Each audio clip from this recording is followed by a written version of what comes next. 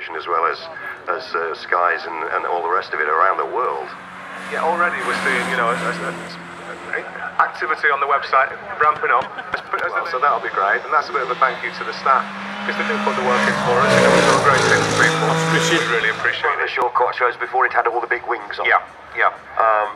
Isle of Man registration, that means it's a proper job. They had those cars for Michel McDowell and for David Llewellyn.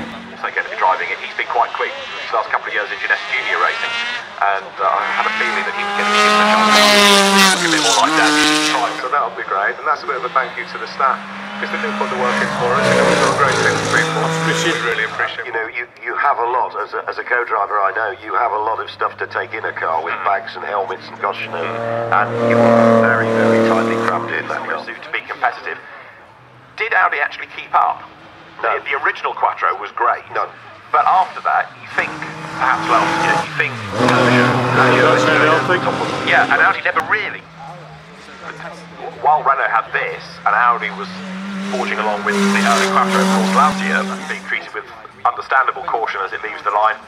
Well, there's a gentleman in Wales that bought one of those about 8 years ago for about Bad timing from Lancia. well, it was rather like the Manta, the 037 and the Manta.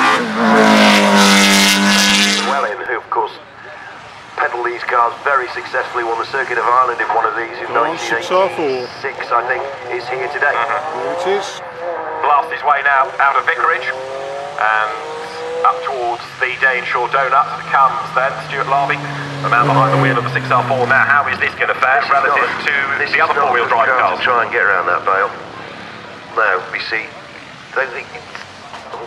it's stalled. No, there's just not enough lock. He's going to try and get around without the handbrake, and he's actually done it. It could have been a whole lot worse than that. So it wasn't quick, but he's got around it, and he didn't spin it, so he gets away with it. It's an old car now, but he keeps it very well, and he has the experience Right, bro, to stay in the top three. Out of Vicarage, now there's this long run up Polo straight towards the Daneshaw Donut. So is this going to be attacked with a little bit more vigour than it was? Stage Valterol had made his way towards Audi, but the opposition for the Quattro was getting tougher and tougher all the time. We talked about the RS200 being a little bit late. The same to a degree was true of the 6R4 really. It was a great hope for success in the Motoring News Tarmac Championship for many years. And Lancia with the Delta straight away was competitive in there. Occasionally, yeah. Very, very few, yes. But he was, of course, the maestro on rallycross. That's right. As well as, obviously, the World Championship team in the early 90s. Matthew Lewis at the wheel. TR7 V8.